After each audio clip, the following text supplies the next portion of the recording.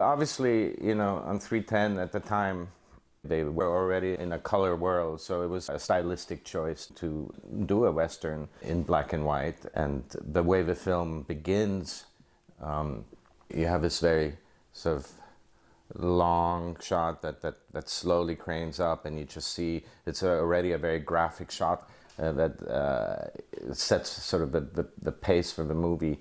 And it's this sort of poetic crane shot that comes to the top, and then as the stagecoach approaches, it cranes back down, so it sort of sets a different kind of pace and indicates that, you know, we're in for a different tone of Western. And then the following cut is a very graphic shot with very deep black shadows of the horses of the stagecoach against the dirt as it's moving across, and then it slowly tilts up to the horses. So already you're establishing a visual tone with the first two shots that are an indication of what is to come later, which is really, in a way, the use of shadows and graphic rich black tones that they've created makes it more sort of this intimate character drama.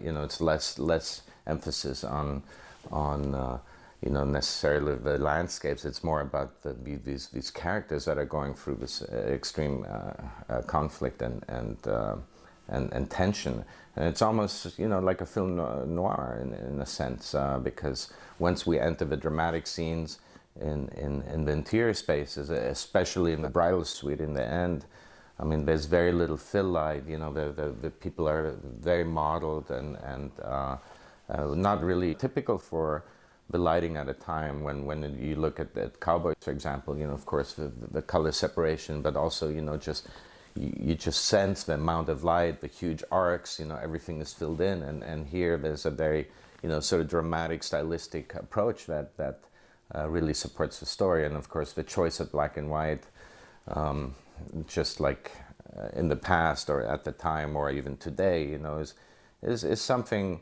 that creates drama in a different cinematic way. I mean, Orson Welles said black and white is the actor's best friend. There's something that, you know, allows you to take in a face and a performance in a different way without the distraction of a color palette. There is a lonely train called the 310 to Yuma. The pounding of the wheels is more like a morning